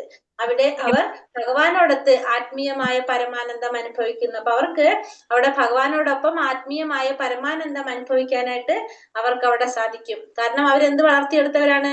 ഭഗവാന് നേരെ ആ സ്വാത്മചോദിതമായ സ്നേഹം വളർത്തിയെടുത്തതാണ് അവര് ഭക്തന്മാര്. ഭഗവാന്റെ ആരാണ്? കൂട്ടുകാരൊക്കെ പറയാതില്. ശ്രീമദ് ഭാഗവതത്തിൽ 10-ാം സ്കന്ധം 87-ാം ശ്ലോകം അധ്യായം 23-ാം ശ്ലോകത്തിൽ പറയുന്നു, ദേവമൂർത്തികൾ ഇങ്ങനെ പറയുന്നു, ഭഗവാനെ യോഗികൾ അങ്ങയുടെ സ്ഥാനിക സ്വരൂപത്തെ ധ്യാനിക്കുന്നു. അങ്ങനെ നിർവ്യക്തിക ബ്രഹ്മജ്യോതിയിൽ വിലയം പ്രാപിച്ച് ആത്മീയ പൂർണ്ണത കൈവരിക്കുന്നു. അങ്ങയെ എതിർക്കുന്നവർ, അങ്ങയെ ശത്രുവായി കണക്കാക്കുന്നവർ ധ്യാനം കൂടാതെ തന്നെ പൂർണ്ണത നേടുന്നു. കാമാതുരരും അങ്ങയുടെ നാഗസദൃശ്യമായ കരങ്ങളാൽ അശ്ലിഷ്ടരും ആയ ഗോപികൾക്കും ഇതേ പൂർണ്ണതയാണ് ലഭിക്കുന്നത്. ഇവിടെ എന്താ പ്രാർത്ഥിക്കുന്നത്? വേദമൂർത്തികൾ പ്രാർത്ഥിക്കുന്നതാണ്, ഭഗവാനെ യോഗികൾ അങ്ങയുടെ സ്ഥാനിക രൂപത്തെ ധ്യാനിക്കുന്നു. യോഗികൾ ധ്യാനിക്കുന്നത് ഭഗവാന്റെ ജ്യോതിസിനെ ധ്യാനിക്കുന്നു. അങ്ങനെ നിർവ്യക്തിക ബ്രഹ്മജ്യോതിയിൽ അവർ വിലയം പ്രാപിച്ച് ആത്മീയ പൂർണ്ണത കൈവരിക്കും. അവര് എവിടം വരെ പോകുള്ളൂ? ജ്യോതി വരെ പോകുള്ളൂ. അങ്ങയെ എതിർക്കുന്നവർ, അങ്ങയെ ശത്രുവായി കണക്കാക്കുന്നവർ ധ്യാനം കൂടാതെ തന്നെ അവർക്ക് എന്ത് സാധിക്കും? അവർക്കും എവിടേക്ക് പോകാൻ പറ്റും? ഈ ബ്രഹ്മജ്യോതിയിലേക്ക് പോകാനായിട്ട് സാധിക്കും. കാമാതുരരും അങ്ങയുടെ നാഗസദൃശ്യമായ കരങ്ങളാൽ ആശ്ലിഷ്ടരും ആയ ഗോപികൾക്കും ഇതേ പൂർണ്ണതയാണ് ലഭിക്കുന്നത്. ഗോപികൾക്ക് കിട്ടുന്നത് എന്താണ്? അവർക്കും ഇതേ പൂർണ്ണതയാണ് കിട്ടുന്നത്. അവർക്ക് ഏതാണ്? ആ പൂർണ്ണതയുടെ 3 വശങ്ങളിലെ ബ്രഹ്മം, പരമാത്മ, ഭഗവാൻ. ഗോപികൾക്ക് എവിടേക്ക് പറ്റണ്? ഭഗവാനിലേക്ക് പറ്റും. ധ്യാനത്തിലൂടെ ഇതിലേക്ക് പോകും, പരമാത്മാവിലേക്ക് പോകും. ആരാണ്? ഭഗവാന്റെ എന്താ പറയുന്നത്? ഇവിടെ സ്ഥാനി രൂപത്തെ ധ്യാനിക്കുന്നവർ എവിടേക്ക് പോകും? ബ്രഹ്മത്തിലേക്ക് പോകും. അപ്പൊ എല്ലാവർക്കും എന്താണ് സാധിക്കുന്നത്? ഭഗവാന്റെ അതേ പൂർണ്ണത തന്നെയാണ് എല്ലാവർക്കും ലഭിക്കുന്നത്, ആത്മീയ പൂർണ്ണത. വേദജ്ഞാനത്തിന്റെ വിവിധ ഘട്ടങ്ങളുടെ ചുമതല വഹിക്കുന്ന ദേവന്മാരായ ഞങ്ങളാകട്ടെ ഗോപികളുടെ കാലടികൾ പിന്തുടരുന്നു. പക്ഷെ ഞങ്ങൾ എന്താ ചെയ്യണത്? ദേവന്മാരായിട്ടുള്ള ഞങ്ങൾ ചെയ്യുന്നത് ഗോപികമാരുടെ കാലടികൾ പിന്തുടരുന്നു. കാരണം അവർക്ക് ലഭിക്കുന്ന പൂർണ്ണത ഞങ്ങളും പ്രതീക്ഷിക്കുന്നു. അതേ പൂർണ്ണത എന്ന് പറയുമ്പോൾ സൂര്യന്റെയും പ്രകാശത്തിന്റെയും ഉദാഹരണങ്ങൾ ഓർമ്മിക്കുക. നിർവ്യക്തികവാദികൾക്ക് സൂര്യപ്രകാശം പോലെയുള്ള ബ്രഹ്മജ്യോതിയിൽ ലയിക്കാം. അതേസമയം പരമാത്മാവുമായി പ്രേമത്തിലായവർ ഗോലോക വൃന്ദാവനമാകുന്ന ഭഗവത് ധാമത്തിൽ പ്രവേശിക്കുന്നു. ഇവിടെ ഗോപികമാരുടെ കാലടികൾ പിന്തുടരുമ്പോ അവർക്ക് ലഭിക്കുന്ന പൂർണ്ണത ആർക്കും കിട്ടും? ഇവർക്കും കിട്ടും, ദേവന്മാർക്കും കിട്ടും. കാരണം പൂർണ്ണത എന്ന് പറയുമ്പോൾ എന്താണ്? സൂര്യനെയും സൂര്യപ്രകാശത്തിനെയും ഉദാഹരണം പറയാം. നിർവ്യക്തികവാദികള് സൂര്യപ്രകാശം പോലുള്ള ബ്രഹ്മജ്യോതിയിൽ ലയിക്കുമ്പോ പരമാത്മാവുമായിട്ടുള്ള പ്രേമത്തിലാകാനാണ് ആരാഗ്രഹിക്കുന്നത്? ഗോലോക വൃന്ദാവനമാകുന്ന ഭഗവത് ധാമത്തിൽ പ്രവേശിക്കും. സൂര്യന്റെ പ്രകാശം പോലുള്ള ബ്രഹ്മജ്യോതിയിൽ ലയിക്കുമ്പോ മറ്റുള്ളവർ എന്താ ചിന്തിക്കുന്നത്? പരമാത്മാവായിട്ടുള്ള പ്രേമബന്ധത്തിൽ ഏർപ്പെടാനായിട്ട്. അപ്പൊ നമുക്ക് എന്ത് സാധിക്കും? ഗോലോക വൃന്ദാവനം എന്ന ധാമത്തിലേക്ക് പ്രവേശിക്കാനായിട്ട് സാധിക്കും. ഇത്രേ ഉള്ളൂ. നമുക്ക് എന്ത് മനസ്സിലാക്കാം? ഗോപികമാരായിട്ടുള്ള ഒരു സ്നേഹം വരണമെങ്കിൽ നമുക്ക് എന്തിലാണ്? ഭഗവാനെ പ്രാപിക്കാൻ സാധിക്കും. അല്ലാത്തെങ്കിൽ എന്തിലാണ്? അതായത് ഗോലോക വൃന്ദാവനത്തിൽ പോകാം. അല്ലാത്തവര് നിർവ്യക്തികവാദികള് ബ്രഹ്മത്തിലാണ് ലയിക്കുന്നത്. ഇനി ആത്മചോദിതമായിട്ടുള്ള പ്രേമം. ഗോപികമാരുടെ കാമാതുരത്വം എന്നത് ലൈംഗിക വേഴ്ച എന്നല്ല അർത്ഥമാക്കുന്നത്. കൃഷ്ണനുമായുള്ള ബന്ധത്തിന്റെ സവിശേഷ ഭാവത്തെയാണ് അത് സൂചിപ്പിക്കുന്നത്. പൂർണ്ണതയുടെ ഘട്ടത്തിൽ എല്ലാ ഭക്തന്മാരും ഭഗവാന്റെ നേരെ ഒരു തരം അനൈച്ഛിക ആകർഷണം ഉണ്ടാകും.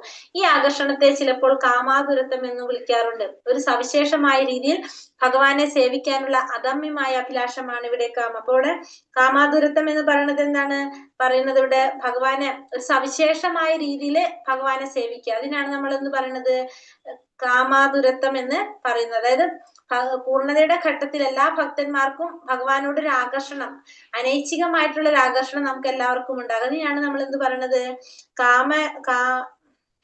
കാമാതുരത്വം എന്ന് പറയുന്നത്. അപ്പൊ ഈ കാമാതുരത്വം ഭഗവാനെ സേവിക്കാനുള്ള ഒരു അധിമമായ അഭിലാഷമാണെന്ത്? ഈ കാമാതുരത്വം എന്ന് പറയുന്നത്. ഭഗവാനെ എത്രത്തോളം സേവിക്കാം അതാണ് അതിൽ അർത്ഥാക്കുന്നത്. ഭഗവാനെ അനുഭവിക്കാനുള്ള അഭിലാഷമാണ് ഈ കാമം എന്ന് തോന്നിയേക്കാം. എന്നാൽ വാസ്തവത്തിൽ ഈ രീതിയിൽ ഭഗവാനെ സേവിക്കാനുള്ള ഉദ്യമമാണത്. ശരിക്കും നമുക്ക് എന്ത് തോന്നാം? ഭഗവാനെ സേവിക്കാനുള്ള ഒരു അഭിലാഷമാണ്, അനുഭവിക്കാനുള്ള ഒരു അഭിലാഷമാണെന്ന് തോന്നിയിരിക്കാം. പക്ഷെ എന്താണ്, ഭഗവാനെ സേവിക്കാനുള്ള ഒരു ഉദ്യമമാണ് നമ്മൾ മനസ്സിലാക്കുക. ഉദാഹരണത്തിന് ഒരാൾക്ക് ഗോപാലന്റെ ചങ്ങാതി എന്ന നിലയിൽ ഭഗവാനുമായി ബന്ധപ്പെടാനായിരിക്കും ആഗ്രഹം. മേച്ചിൽ സ്ഥലങ്ങളിൽ പോയി പശുക്കളെ മേയ്ക്കുന്നതിൽ ഭഗവാനെ സഹായിക്കാനാണ് ഒരാൾ ആഗ്രഹിക്കുന്നത്, ഭഗവാന്റെ സൗഹൃദം അനുഭവിക്കാനാണിത് എന്ന് തോന്നും. എന്നാൽ യഥാർത്ഥത്തിൽ അതീന്ദ്രിയ ഗോക്കളെ നിയന്ത്രിക്കുന്നില്ല അദ്ദേഹത്തെ സഹായിക്കുക എന്നത് ആത്മചോദിതമായ പ്രേമമാണ്. അപ്പൊ ചിലർക്ക് ഓരോരുത്തർക്കും ഓരോ ഇഷ്ടമാണ്. ചിലർ എന്ത് ചെയ്യും, ഭഗവാനെ സേവിക്കാനുള്ള ഉദ്യമത്തിൽ ഏർപ്പെടും. ചിലര് ഭഗവാന്റെ ചങ്ങാതിയായിട്ടിരിക്കും. ചിലര് മേച്ചിൽ സ്ഥലങ്ങളിൽ പശുക്കളെ മേയ്ക്കുന്നതിൽ ഭഗവാനെ സഹായിക്കും. ചിലരാണെങ്കിൽ ഭഗവാന്റെ സൗഹൃദം ആഗ്രഹിക്കും. ഇത് യഥാർത്ഥത്തിൽ അതീന്ദ്രിയ ഗോക്കളെ നിയന്ത്രിക്കുന്നില്ല അദ്ദേഹത്തെ സഹായിക്കുക എന്നത് ആത്മചോദിതമായ പ്രേമമാണ്. അപ്പൊ ഇതൊക്കെ എന്തിനാ ചെയ്യുന്നത്, ഭഗവാനെ സഹായിക്കുക, യഥാർത്ഥത്തില് ഭഗവാനെ സഹായിക്കുക. അതിനാണ് ഇത്തരത്തിലുള്ള പ്രവർത്തികളെല്ലാം ചെയ്യുന്നത്. അതാണ് ആത്മചോദിതമായ പ്രണയം എന്ന് പറയുന്നത്. ഭഗവാനും ഇവരും തമ്മിലുള്ള ബന്ധം അത് നമ്മുടെ ഉള്ളിൽ നിന്ന് വരുന്നതാണ്. നമുക്കത് ഇൻബിൽറ്റ് തന്നെത്താനെ ഉണ്ടാകുന്നതാണ്. നമ്മളത് ചെയ്ത് ഉണ്ടാക്കിയെടുക്കുന്നതല്ല. ഭോഗപരമായ ആകർഷണം.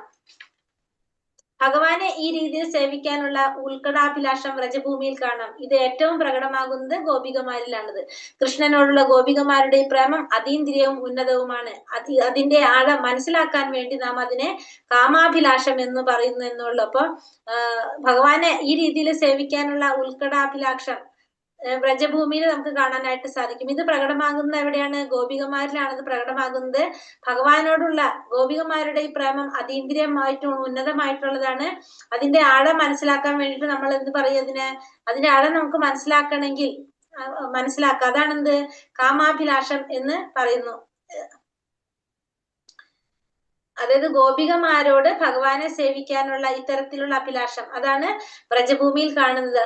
ഏറ്റവും പ്രകടമാകുന്നത് ഗോപികമാരാണ്. ഭഗവാനോടുള്ള പ്രേമത്തിന്റെ ഏറ്റവും ടോപ്പ് നിൽക്കുന്ന ആരാണ്, ഗോപികമാരാണ്. അപ്പൊ ഭഗവാനോടുള്ള ആ പ്രേമം, ഗോപികമാരുടെ പ്രേമം അതീന്ദ്രിയവും ഉന്നതമായിട്ടുള്ളതാണ്.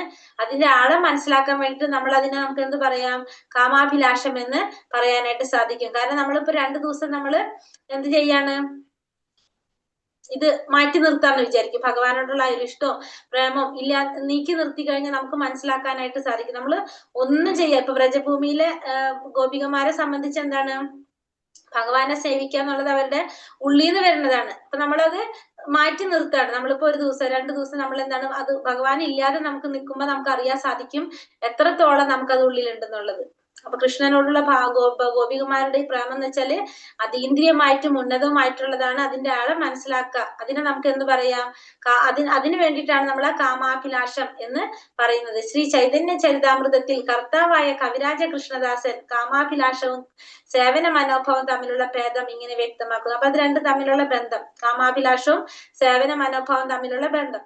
ഒരാളിന്റെ വ്യക്തിപരമായ ഇന്ദ്രിയ സംതൃപ്തനത്തിനാണ് കാമാഭിലാഷം എന്ന് പറയുന്നത്. അപ്പൊ ഒരു വ്യക്തിപരമായിട്ടുള്ള ഇന്ദ്രിയ സംതൃപ്തിക്കാണ് എന്ത് പറയുന്നത്, കാമാഭിലാഷം എന്ന് പറയുന്നത്.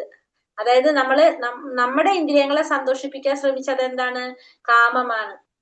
ഭഗവാന്റെ ഇന്ദ്രിയങ്ങളെ സന്തോഷിപ്പിക്കാൻ ശ്രമിച്ചത് എന്താ മാറും, പ്രേമമായിട്ട് മാറും. അത് അതീന്ദ്രിയമായിട്ട് മാറും. അപ്പൊ ഒരാളിന്റെ വ്യക്തിപരമായ ഇന്ദ്രിയ സംതൃപ്തിയാണെന്ത്, കാമാഭിലാഷം എന്ന് പറയുന്നത്. അതീന്ദ്രിയാഭിലാഷം ഭഗവാന്റെ ഇന്ദ്രിയങ്ങളെ തൃപ്തിപ്പെടുത്താനുള്ള ആഗ്രഹമാണ്. പ്രിയപ്പെട്ടവരുടെ ഇന്ദ്രിയ സംതൃപ്തനം എന്നത് ഭൗതിക ലോകത്തിലില്ല. എല്ലാവർക്കും വേണ്ടത് അവരവരുടെ ഇന്ദ്രിയ സംതൃപ്തനം മാത്രമാണ്. ഗോപികൾ സ്വന്തമായി ഒന്നും ആഗ്രഹിക്കുന്നില്ല. ഭഗവാന്റെ ഇന്ദ്രിയ സംതൃപ്തനം മാത്രമാണ് ആരുടെ ആഗ്രഹം, ഗോപികമാരുടെ ആഗ്രഹം. ഇങ്ങനെ ഒന്ന് ഭൗതിക ലോകത്ത് കാണുകയുമില്ല. കൃഷ്ണനോടുള്ള ഗോപികമാരുടെ ഹർഷോന്മത്തമായ പ്രേമത്തെ പണ്ഡിതന്മാർ വിശദമാക്കിയിരിക്കുന്നത് ഭൗതിക ലോകത്തെ കാമാഭിലാഷം പോലെ എന്നാണ്. എന്നാൽ ഒരിക്കലും അക്ഷരാർത്ഥത്തിൽ അങ്ങനെയല്ല. അക്ഷരാർത്ഥത്തിൽ അത് മനസ്സിലാക്കാനും വ്യാഖ്യാനിക്കാനും പാടില്ലെത്താനും ആ മനോഭാവത്തിന്റെ സർവാതിശയത്വം മനസ്സിലാക്കാനുള്ള ശ്രമത്തിലെ ഒരു പദ്ധതിയായിട്ട് വേണം ഇതിനെ കാണാൻ. അപ്പൊ ഭൗതിക ലോകത്തിലുള്ളതിനായിട്ട് നമുക്ക് ഒട്ടും താരതമ്യപ്പെടുത്താൻ പറ്റുന്നല്ല എന്ത്, ആത്മീയ ലോകത്തിലുള്ള കാമാഭിലാഷം എന്ന് പറയുന്നത്. അക്ഷരാർത്ഥത്തില് അത് അങ്ങനെയല്ല. എന്താണ് പറയുന്നത്, നമുക്കത് മനസ്സിലാക്കാൻ സാധിക്കും. വ്യാഖ്യാനിക്കാനും പാടില്ലാത്തതാണ്. നമ്മൾ ഒരിക്കലും അതിനങ്ങനെ വ്യാഖ്യാനിക്കാനും പാടില്ല. ആ മനോഭാവത്തിന്റെ സർവാതിശയത്വം മനസ്സിലാക്കാനുള്ള ശ്രമത്തിലെ ഒരു പദ്ധതിയായിട്ടാണ് നമുക്കതിനെ കാണാനായിട്ട് പാടുള്ളൂ. ഉദ്ധവരുടെ നിലവാരത്തിലുള്ള മഹാഭക്തന്മാർ ഭഗവാനെ ഭഗവാന്റെ ഉറ്റ സുഹൃത്തുക്കളാണ്. അവർ ഗോപികമാരുടെ കാലടികളെ പിന്തുടരാൻ ആഗ്രഹിക്കുന്നത്. ഉദ്ധവരെ പോലുള്ള സുഹൃത്തുക്കള് അവരും എങ്ങനെയാണ് അവർ ഗോപികമാരുടെ കാലടികളെ പിന്തുടരാൻ ആഗ്രഹിക്കുന്നവരാണ്. അപ്പോൾ കൃഷ്ണനോടുള്ള ഗോപികമാരുടെ പ്രേമം കാമാഭിലാഷമല്ലെന്നും വ്യക്തം. അപ്പൊ ഗോപികമാരുടെ പ്രേമം എങ്ങനെയല്ല, ഒരിക്കലും കാമാഭിലാഷമല്ല. ഇത് ഗോപികമാരുടെ ഒരിക്കലും സ്വന്തം ഇന്ദ്രിയങ്ങളെ സംതൃപ്തിപ്പെടുത്താനല്ല അവർ ചെയ്യുന്നത്, ഭഗവാന്റെ ഇന്ദ്രിയങ്ങളെ സംതൃപ്തിപ്പെടുത്താനാണ് അവര് ചെയ്യുന്നത്. ആണെങ്കിൽ ഉദ്ധവർ എങ്ങനെ അവരുടെ കാലടികളെ പിന്തുടരാൻ കൊതിക്കും? അപ്പൊ അങ്ങനെയാണെങ്കിൽ തന്നെ ഉദ്ധവര് അങ്ങനെ ഗോപികമാരുടെ കാലടികളെ പിന്തുടരാൻ ഒരിക്കലും കൊതിക്കില്ലായിരുന്നു. ഭഗവാൻ ചൈതന്യനാണ് മറ്റൊരു ഉദാഹരണം. സന്യാസവൃത്തി സ്വീകരിച്ച ശേഷം സ്ത്രീകളുമായുള്ള ബന്ധം അദ്ദേഹം കർശനമായി ഒഴിവാക്കിയിരുന്നു. എന്നിട്ടും കൃഷ്ണ ആരാധനയിൽ ഗോപികമാരുടെ സങ്കല്പത്തെക്കാൾ ശ്രേഷ്ഠമായ മറ്റൊന്നില്ലെന്നാണ് അദ്ദേഹം പഠിപ്പിച്ചത്. അപ്പൊ അതേപോലെ തന്നെ ചൈതന്യ മഹാപ്രഭു അദ്ദേഹം സന്യാസ ജീവിതം സ്വീകരിച്ചതിന് ശേഷം സ്ത്രീകളുമായിട്ടുള്ള ബന്ധം പാടെ ഉപേക്ഷിച്ചതാണ്, കർശനമായിട്ട് ഒഴിവാക്കിയിരുന്നു. എന്നിട്ടും പക്ഷെ കൃഷ്ണന്റെ ആരാധനയിൽ ആരാണ് ശ്രേഷ്ഠമായ ഭക്തരെന്ന് പറയുന്നത്? ഗോപികമാരെയാണെന്നാണ് അദ്ദേഹം പറയുന്നത്. കാമാഭിലാഷം കൊണ്ട് പ്രേരിതമായാൽ എന്ന പോലെ ഉള്ള ഗോപികമാരുടെ ആരാധന രീതി ചൈതന്യ മഹാപ്രഭു മുക്തകണ്ഠം പ്രകീർത്തിക്കുന്നുണ്ട്. അപ്പൊ ചൈതന്യ മഹാപ്രഭു ഗോപികമാരുടെ ആരാധന രീതിയെ വളരെയധികം പ്രകീർത്തിക്കുന്നുണ്ട്. ഗോപികമാർക്ക് കൃഷ്ണനോടുള്ള ആകർഷണം കാമാതുരമാണെന്ന് തോന്നുന്നെങ്കിലും ആ കാമാതുരത അണുപോലും ഭൗതികമല്ലെന്ന് ഈ ഒറ്റ കാര്യം വ്യക്തമാക്കുന്നു. അപ്പൊ ഗോപികമാർക്ക് ഭഗവാനോടുള്ള ആകർഷണം എന്ന് പറയുന്നത് ഭൗതികമായ രീതിയിൽ നോക്കിക്കഴിഞ്ഞാൽ നമുക്കത് കാമാതുരമാണെന്ന് തോന്നാം. പക്ഷെ ഒരിക്കലും അതെന്തല്ല, അതിന്റെ ഒരു ലെവലേശം പോലും അതിലില്ല. അതീന്ദ്രിയ നിലയിൽ എത്താത്ത ഒരാൾക്കും ഗോപികമാരും കൃഷ്ണൻ തമ്മിലുള്ള ബന്ധം മനസ്സിലാക്കുക എളുപ്പമല്ല. കാരണം ഭഗവാനും ഗോപികമാരും തമ്മിലുള്ള ബന്ധം മനസ്സിലാക്കണമെങ്കിൽ നമ്മൾ ഏത് ലെവലിലേക്ക് എത്തണം? അതീന്ദ്രിയമായ ആ ലെവലിലേക്ക് എത്തണം. എന്നാൽ സാധാരണ യുവതി യുവാക്കൾ തമ്മിലുള്ള ബന്ധം പോലെ തോന്നുന്നതിനാൽ പലപ്പോഴും അത് ഭൗതികമായ ലോകത്തിലെ അത്യന്ത സാധാരണമായ ലൈംഗിക വീഴ്ചയായി ദുർവ്യാഖ്യാനം ചെയ്യപ്പെട്ടിരിക്കുന്നു. അപ്പൊ നമുക്ക് ഭൗതികമായ രീതിയിൽ നമുക്ക് നോക്കുമ്പോൾ എന്താ തോന്നുന്നത്? ഭഗവാനും നമ്മളും തമ്മിലുള്ള ബന്ധം മനസ്സിലാക്കുമ്പോൾ നമുക്ക് സാധാരണ യുവതി യുവാക്കൾ തമ്മിലുള്ള ബന്ധം പോലെ തോന്നിക്കുന്നത് കൊണ്ട് അത് ഭൗതിക ലോകത്തിലെ ഇത്തരത്തിലുള്ള ബന്ധങ്ങളായിട്ടാണ് അത് ചിന്തിച്ചു പോകുന്നത്, ദുർവ്യാഖ്യാനം ചെയ്യുന്നത്. നിർഭാഗ്യവശാൽ കൃഷ്ണനും ഗോപികമാരും തമ്മിലുള്ള ബന്ധങ്ങളുടെ അതീന്ദ്രിയ സ്വഭാവം മനസ്സിലാക്കാൻ കഴിയാത്തവർ ഈ പ്രേമബന്ധത്തെ തികച്ചും ഭൗമമായ ഇടപെടലുകളാണെന്ന് കണക്കാക്കും. ഭഗവാനും ഗോപികമാരും തമ്മിലുള്ള ബന്ധത്തിന്റെ അതീന്ദ്രിയ സ്വഭാവം മനസ്സിലാക്കാൻ കഴിയാത്തവര് ഈ പ്രേമബന്ധത്തെ എങ്ങനെയാണ് ഭൗതികമായ രീതിയിലുള്ള ഇടപാടുകളാണെന്നായിരിക്കും അവർ കണക്കാക്കുന്നത്. അതിന്റെ ഫലമായി അവർ അതിനെ കാമാസക്തമായതെന്ന് ചിത്രീകരിക്കാനും ശ്രമിക്കുകയും ചെയ്യും. അപ്പൊ അതുകൊണ്ട് അവരതിനെ കാമാസക്തമായിട്ടായിട്ട് ചിത്രീകരിക്കുകയും ചെയ്യും. അതിനെ ചിത്രീകരിക്കാൻ ശ്രമിച്ചുകൊണ്ടേയിരിക്കും. അങ്ങനെയുള്ളവര് ഭഗവാനും ഗോപികമാരും തമ്മിലുള്ള ആ സ്നേഹബന്ധം അതീന്ദ്രിയമായ സ്വഭാവം മനസ്സിലാക്കാൻ കഴിയാത്തവര്. നേരെ മറിച്ച് കുബ്ജയുടെ കാമം ഏതാണ്ട് കാമാഭിലാഷമാണെന്നാണ് പണ്ഡിതന്മാർ വിശേഷിപ്പിക്കുന്നത്. ഹർഷോന്മതത്തോടെ കൃഷ്ണനെ ആഗ്രഹിച്ച ഒരു കൂനിയാണ് കുബ്ജ. അപ്പൊ കുബ്ജയുടെ കുറിച്ച് പറഞ്ഞെന്താണ്? കുബ്ജയുടേത് കാമാഭിലാഷമായിട്ടാണ് പറയുന്നത്. കാരണം എന്താണ്? ഭഗവാനെ ആഗ്രഹിച്ചിരുന്ന ഒരു വ്യക്തിയാണ് ആര്? കുബ്ജ. ഹർഷോന്മാദത്തോടെ കൃഷ്ണനെ ആഗ്രഹിച്ച കൂനിയാണ് ആര്? കുബ്ജ. അവളുടെ കൃഷ്ണപ്രേമം മിക്കവാറും ഭൗതികമായിരുന്നു കുബ്ജയുടെ ഭഗവാനോടുള്ള ഒരു സ്നേഹം. അതുകൊണ്ട് അത് ഗോപികമാരുടേതിനേക്കാൾ താരതമ്യം ചെയ്തുകൂടാ. അവളുടെ പ്രേമത്തെ കാമപ്രായം എന്ന് പറയാനാകും. അപ്പൊ ഗോപികമാരായിട്ട് നമുക്ക് ആരെ കമ്പയർ ചെയ്യാൻ പറ്റില്ല? കുബ്ജയെ നമുക്ക് താരതമ്യപ്പെടുത്താനായിട്ട് സാധിക്കില്ല. ഗോപികമാരതിനോട് താരതമ്യം ചെയ്യാൻ പറ്റില്ല. കാരണം എന്താണ്? കുബ്ജയുടെ പ്രേമത്തെ കാമപ്രായം എന്നാണ് പറയുന്നത്. ഹരേ കൃഷ്ണ കൃഷ്ണ കൃഷ്ണ ഹരേ ഹരേ, ഹരേ രാമ രാമ രാമ ഹരേ ഹരേ. വാഞ്ചാകൽപതരൂപേശ്ച കൃപാ സിന്ധോഭ്യവച പതിതാനാം പാവനേഭ്യോ വൈഷ്ണവേഭ്യോ നമോ നമഃ. അനന്തകോടി വൈഷ്ണവൃന്ദി കി ജയ്. ശ്രീല പ്രഭുപാദ് കി ജയ്. ഗുരുദേവ് കി ജയ്. നിതായ് ഗൗരപ്രമാനന്ദേ.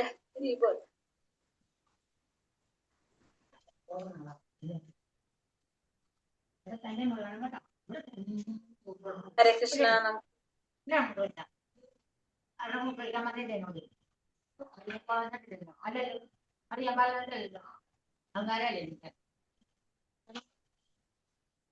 ക്വസ്റ്റ്യൻ ആൻസർ ഇട്ടിട്ടുണ്ടല്ലോ മാതാജി.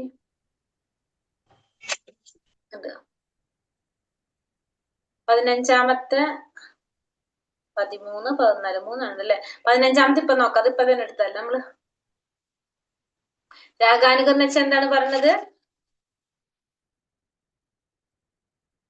അതായത് സ്വാത്മചോദിതമായിട്ടുള്ള ഭക്തിയുടെ സേവനം. കൃഷ്ണനുമായുള്ള ഈ ബന്ധത്തിനാണ് നമ്മൾ എന്ത് പറയുന്നത്? രാഗാനുഗം എന്ന് പറയുന്നത്. നമ്മൾ സ്വാഭാവികമായിട്ട് ഉണ്ടാകുന്നത് രാഗാനുഗം. സ്വാത്മചോദിതമായിട്ട് സ്വന്തം ആത്മാവിനായിട്ട് നമുക്ക് ഉണ്ടാകാം. അതായത് നമ്മളത് അവിടെ എന്ത് വരുന്നില്ല, നമ്മളെ വൈദ്യസാധന ഭക്തി അല്ല, നമ്മളെ ഉള്ളിൽ നിന്ന് തന്നെത്താനെ വരുന്നത്. അത് രാഗാനുഗ ഭക്തിയെ രണ്ടായിട്ട് വിഭജിച്ചിരിക്കുന്നത് ഏതൊക്കെയാണ്?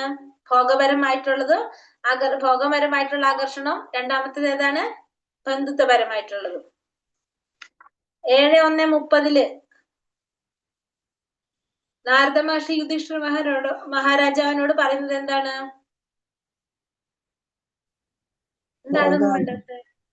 ഭോഗാകർഷണം മാതാജി. പിന്നെ ഭോഗാകർഷണം, ബന്ധുത്വാകർഷണം 2 വിധം. രാഗാനുഭക്തി 2 വിധം. ഞാൻ പറഞ്ഞ കേൾക്കണ്ടായിരുന്നില്ല അപ്പൊ? ഞാൻ മൂന്നാമത്തെ ചോദ്യം ഐന്ദ്രികമായിട്ട് ഭഗവാനുള്ള ഭയം ഭഗവാനുമായി ബന്ധപ്പെട്ട അഭിലാഷി കാരണങ്ങളെ ഭഗവാനിൽ ആകൃഷ്ടരാകുന്ന ഭക്തന്മാർ. അതല്ല ഭൗതിക മാലിന്യങ്ങളിൽ നിന്ന് വിമുക്തമായി ആരാധകരിൽ ക്രമേണ ആത്മീയ സ്നേഹം വികസിച്ചുള്ള ശുദ്ധഭക്തര് ആത്യന്തികമായ ജീവിത ലക്ഷ്യം കൈവരിക്കുകയും ചെയ്യും. ഭോഗാകർഷണവും ബന്ധുത്വപരമായിട്ടുള്ള രണ്ടാം. അത് കറക്റ്റായിട്ട് കൊടുത്തിട്ടുണ്ടല്ലോ അല്ലെ? നമ്മളെ ഭാഗവതത്തിലല്ലേ പറഞ്ഞ നാരദ മഹർഷി പറയുന്നത്? അതെ, അതുണ്ട്. അടുത്തത് ഭഗവാനോടുള്ള ആകർഷണത്തിന്റെ വിവിധ ഉദാഹരണങ്ങള് നമുക്കറിയാം. ശത്രു ആയിട്ടല്ലേ? അസൂയ കൊണ്ട് ആരാണ് ആകർഷണം പറഞ്ഞത് ഭഗവാനോട്? ശിശുപാലൻ. ഭയം കൊണ്ട് കംസൻ. പിന്നെ സുഹൃത്തായിട്ട് സ്നേഹം കൊണ്ട് കുചേലൻ. ഇവിടെ പറഞ്ഞതാ. ഇവിടെ സ്നേഹം കൊണ്ട് ഗോപികമാര്. പ്രേമഭക്തി ഗോപികമാർക്ക്. പിന്നെ വേറെ ആരാണ് നമ്മുടെ? പിന്നെ വേറെ കൂടി പറഞ്ഞല്ലോ, മിത്രഭാവം അല്ലെ? കൂട്ടുകാരായിട്ട് യദുവംശത്തിലുള്ളവര് അല്ലെ? ബന്ധുത്വം. ശരിയാ മാതാജി. ബന്ധുത്വം കൊണ്ട് എവിടെയുള്ളവരാണ്? യദുവംശത്തിലുള്ളവര്. നിർവ്യക്തികവാദികളുടെയും വ്യക്തികവാദികളുടെയും നേട്ടങ്ങൾ എന്തൊക്കെയാണ്? നിർവ്യക്തിവാദികൾ അവര് സ്വയം നിർവ്യക്തികവാദികൾക്കും ദൈവവിരോധികൾക്കും ബ്രഹ്മം വരെ പ്രവേശിക്കാനായിട്ട് സാധിക്കുള്ളൂ. അവർക്ക് എവിടെ വരെ പോകാൻ പറ്റുള്ളൂ? അത് എങ്ങനെയാണെങ്കിൽ ആത്മീയമായ പൂർണ്ണത ലഭിച്ചാൽ മാത്രമേ അവർക്ക് ബ്രഹ്മം വരെയും പോകാൻ പറ്റുള്ളൂ. പിന്നെ അവരെങ്ങനെയുള്ളവരാണ്? ദൈവവിരോധികളാണ്. ദൈവരാജ്യത്തിൽ കടക്കാനും സർവ്വക്തമായ ബ്രഹ്മജ്യോതിയിൽ കഴിയാനും അനുവദിക്കും. ഭഗവാന്റെ ശത്രു എന്ന് പറയും. ഭഗവാൻ അതാണ് പറഞ്ഞത്.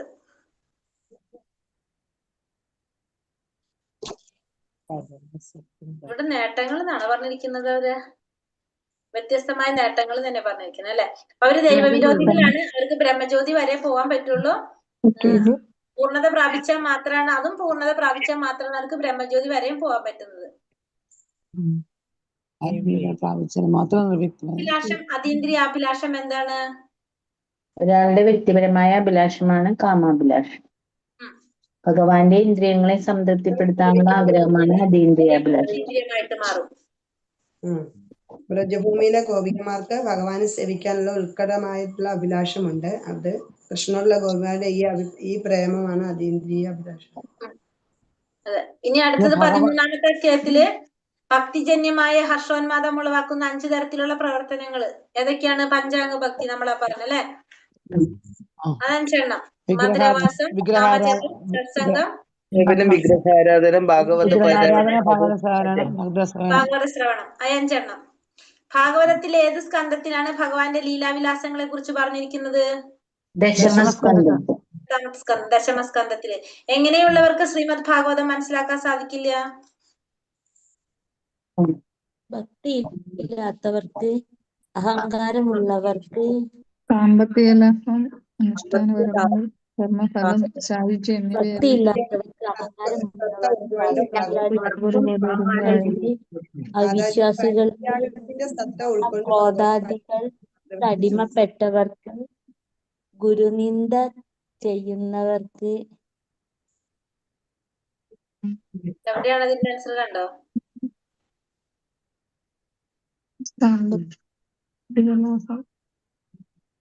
സാമ്പത്തിക അതാണെന്നാണ് എനിക്ക് തോന്നിയത്. സാമ്പത്തിക സാമ്പത്തിക ലാഭം അത് ചപ്പ് ചവറ് പോലെ എഴുതാം. മനസ്സിലാക്കാൻ സാധിക്കും. അതായത് സാമ്പത്തിക ലാഭം അനുഷ്ഠാനപരമായ കർമ്മങ്ങളുടെ ഫലം സായുജ്യം എന്നിവയെല്ലാം ചപ്പ് ചവറ് പോലെ വലിച്ചെറിയുന്നവർക്കാണ് ശ്രീമദ് ഭാഗവതം മനസ്സിലാക്കാൻ സാധിക്കില്ല എന്ന് പറയുന്നത്. മാതാജി അതൊന്നും കൂടി പറയോ? സാമ്പത്തിക ലാഭം എറിഞ്ഞു കളയാത്തവർക്ക് കളഞ്ഞവർക്കല്ല സാമ്പത്തിക ലാഭം അനുഷ്ഠാനപരമായ കർമ്മങ്ങളുടെ ഫലം കർമ്മത്തിന്റെ ഫലം ആഗ്രഹിക്കുന്നവര് സാമ്പത്തിക ലാഭം ആഗ്രഹിക്കുന്നത് സായുജ്യ മുക്തി ആഗ്രഹിക്കുന്നവര് അതായത് ഭഗവാന് രൂപമില്ലാത്തവരല്ല സായുജ്യ മുക്തിയിലേക്ക് പോകാം. ഇത് മൂന്നും ആഗ്രഹിക്കുന്നവർക്ക് എന്ത് സാധിക്കില്ല? ഭാഗവതം മനസ്സിലാക്കാൻ സാധിക്കില്ല. ശ്രീമദ് ഭാഗവതം 11-ാം സ്കന്ധം 20-ാം അധ്യായം 9-ാം ശ്ലോകത്തിൽ ഭഗവാൻ എന്താ പറയുന്നത്? ആത്മപ്രചോദിതമായി എന്റെ ലീലാവിലാസങ്ങളെയും പ്രവർത്തനങ്ങളെയും കുറിച്ച് കേൾക്കാനുള്ള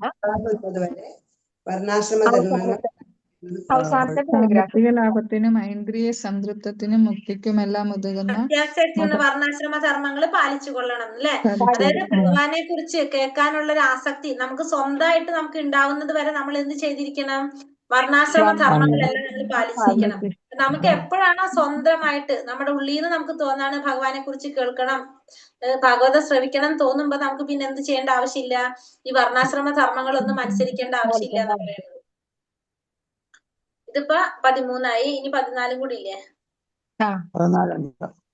വൈദിക ജ്ഞാനം എന്നാൽ എന്താണ് അർത്ഥം? ഒരു പരിശുദ്ധ ഗുരുവിന്റെ കൽപ്പനകൾ ഭഗവാനെ അറിയുക എന്നതാണ് വൈദിക ജ്ഞാനം.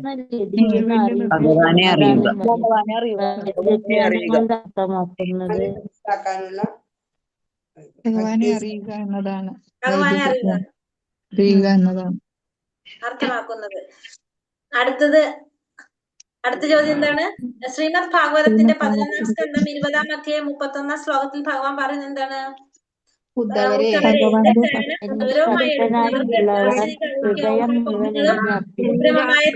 ഒരു തരത്തിലും ഗുണം ചെയ്യില്ല. ഭക്തനായി തീരുന്നതോടെ ഭൗതിക സുഖങ്ങളുടെ ത്യാഗം കൊണ്ടും ഫലം താനേ കൈവന്നുകൊള്ളും.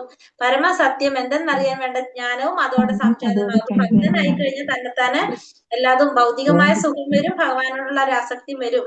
അപ്പൊ നമുക്കെല്ലാം തന്നെത്താനെ മനസ്സിലാകുന്നാണ് പറയുന്നത്.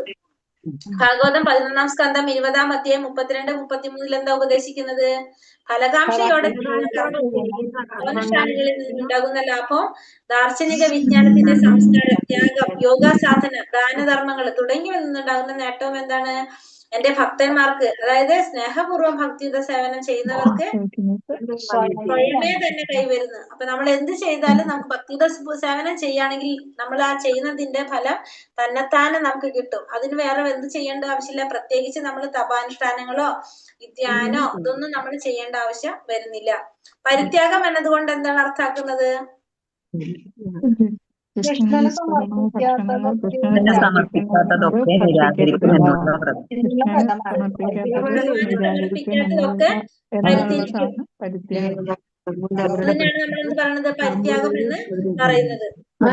ഒന്നും കൂടി പറയോ? പരിത്യാഗം ഭഗവാന് സമർപ്പിക്കാത്തതൊക്കെ ഭഗവാന് ഭക്തിയുടെ സമർപ്പിക്കാത്തതൊക്കെ നിരാകരിക്കും എന്നുള്ള വ്രതമാണ് പരിത്യാഗം എന്നൊക്കെ അർത്ഥമാക്കുന്നത്. എനിക്ക് ഞാൻ അവിടെ സ്റ്റുഡിയോ വരെ പോണം, മേപ്പുറത്ത്. കട്ടായി. ഭഗവാനെ സമർപ്പിക്കാത്തത് നിരാകരിക്കും. നിരാകരിക്കും.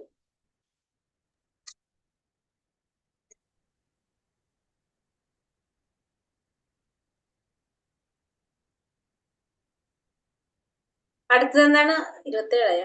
അടുത്ത ദിവസം എന്താണ്? ഭക്തി സേവനത്തിൽ ഒരു ആചാര്യൻ എങ്ങനെയാണ് ആകേണ്ടത്?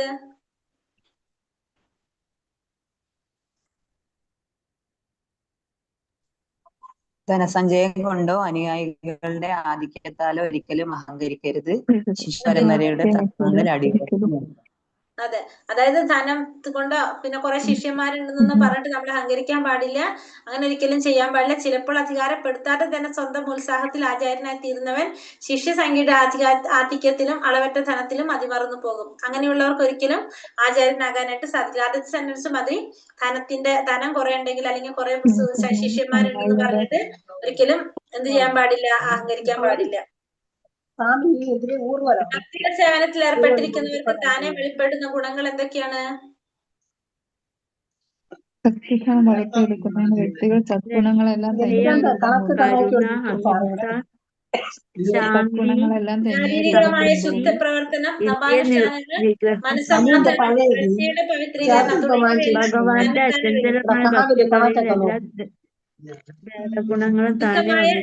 ശുദ്ധീകരണ പ്രവർത്തനം, ശാരീരികമായ ശുദ്ധീകരണ പ്രവർത്തനം വരും, ശരീരശുദ്ധി വരും, തപാനുഷ്ഠാനങ്ങൾ വരും, മനസ്സമാധാനം വരും, പ്രജ്ഞയുടെ പവിത്രീകരണം, പരിശുദ്ധി, ഇതൊക്കെ എന്തിൽ വരും? ഭക്തിയുടെ സേവനം ചെയ്യുന്നവർക്ക് തന്നെത്താനെ വരും. നവവിധ ഭക്തി സേവനത്തിലൂടെ ലക്ഷ്യത്തിലേക്ക് എത്തിയവർക്ക് ഉദാഹരണം. അത് അറിയാലോ എല്ലാവർക്കും, ഞാൻ പറയാതെ തന്നെ അറിയുന്നല്ലോ ഓരോരുത്തരെയും അറിയാലോ. പിന്നെ അടുത്തത് അറിയാം, നവവിധ ഭക്തി ഏതൊക്കെയാണെന്ന് അറിയാം. ശ്രവണം, കീർത്തനം. അതെ, അത് ഓരോരുത്തരും ശ്രവണം, കീർത്തനം എഴുതുക. ശ്രവണത്തിന് ആരാണ്? പരീക്ഷിത്ത് എഴുതുക. കീർത്തനം സുഖദേവ ഗോസ്വാമി. ശ്രവണം, കീർത്തനം വിഷ്ണു സ്മരണം, പ്രഹ്ലാദൻ. പിന്നെ സ്മരണം പാദസേവനം ലക്ഷ്മി ദേവി. അർച്ചന പൃഥു മഹാരാജാവ്. വന്ദനം അക്രൂരൻ. വന്ദനം ദാസ്യം ഹനുമാൻ. പിന്നെ വന്നിട്ട് സൗഹൃദം അർജുനൻ.